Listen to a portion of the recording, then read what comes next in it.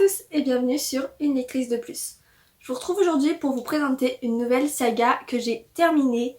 Il s'agit d'une duologie, donc je les ai lus à la suite. Je ne vous les présenterai pas en point lecture ou en présentation livre, je vais vous en parler directement dans cette vidéo. Donc je vais vous parler de la saga Hemlock de Kathleen Peacock, publiée chez La Martinière Fiction.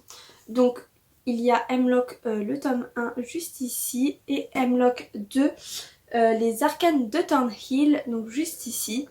Dans cette duologie, on va suivre des amis, notamment Mackenzie. Sa meilleure amie, Amy, a été assassinée par ce qu'il semble être un loup-garou. Donc Mackenzie va se mettre en quête de trouver le meurtrier, de trouver qui est ce loup-garou qui a tué sa meilleure amie. Pour ça, elle va être aidée de ses deux meilleurs amis, donc ils étaient un groupe de 4 à l'origine. Donc elle va être aidée de Kyle, qui est son meilleur ami, et de Jason, qui était le petit ami de Amy.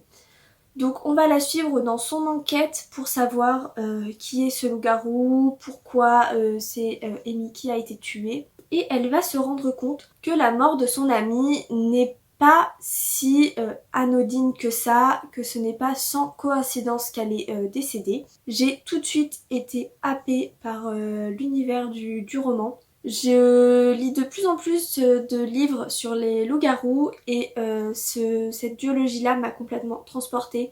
Je me suis retrouvée dans cette petite ville un peu perdue, pas fantôme mais presque, où tout le monde commence à soupçonner tout le monde, les voisins, sont-ils vraiment ce qu'on pense ? On se rend compte en fait que c'est plus facile que ce qu'on pourrait penser d'être loup-garou, que ce n'est pas si rare finalement en fait. Et j'ai très vite été prise dans le roman. Le personnage de Mackenzie m'a complètement chamboulée. J'ai adoré la suivre. J'ai trouvé qu'elle était forte, même si elle vivait des choses clairement atroces. Elle veut tout savoir pour sa meilleure amie, même si au fur et à mesure que l'on avance, on se rend compte que bon, était-elle vraiment sa meilleure amie, tout ça, des questions se posent dans sa tête et pour autant elle ne va pas se laisser avoir et va continuer à suivre son instinct. Pour ce qui est des garçons, donc Kyle et Jason, j'ai eu beaucoup de mal avec Jason, même si il me fait de la peine, ce qui fait que il devient attendrissant en fait, même si son comportement pour moi est un peu extrême, je peux le comprendre. Par contre son comportement envers Mackenzie, je trouve qu'il est des fois déplacé, on va dire. En tout cas, c'est pas celui que j'ai préféré, même si on voit une certaine évolution dans les deux romans et qu'à la fin du deuxième tome, je l'appréciais beaucoup plus qu'au début de celui-ci, c'est sûr. Pour ce qui est de Kyle, autant je l'ai adoré au début, j'ai trouvé que il était vraiment attentionné, gentil, même si il n'était pas sans faire des erreurs, hein, comme tout le monde.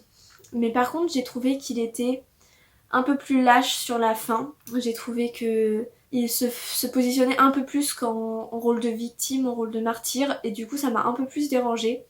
Mais dans l'ensemble, les personnages sont super cool et on les suit sans problème dans leurs aventures. Ils vont donc se retrouver tous les trois malgré des divergences d'opinion à enquêter ensemble et même un peu plus que ça. Je peux pas trop en dire pour ne pas spoiler, mais il y a un changement total entre le tome 1 et le tome 2 d'un point de vue décor.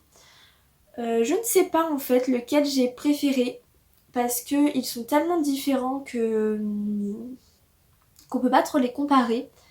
Ils se suivent à merveille et justement le 2 répond exactement aux interrogations qu'on avait dans le 1, notamment sur le camp de Thornhill, donc qui est un camp de concentration un peu où on interne les loups-garous pour soi-disant les rendre plus aptes à retourner dans la vie réelle, même si il en est tout autre chose.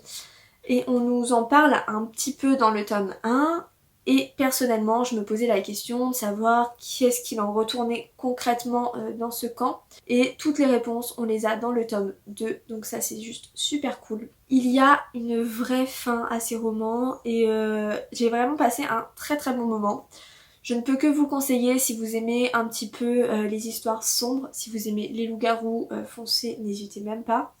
En tout cas, j'ai passé un très bon moment, ça se lit super vite et les personnages sont juste trop cool. Dites-moi en commentaire si vous connaissiez cette duologie, si vous en aviez entendu parler, si elle vous fait envie, dites-moi tout ça en commentaire. N'hésitez pas à vous abonner si vous ne l'avez pas encore fait, à liker et à partager cette vidéo parce que ça fait trop plaisir. Et moi je vous dis à bientôt dans une nouvelle vidéo.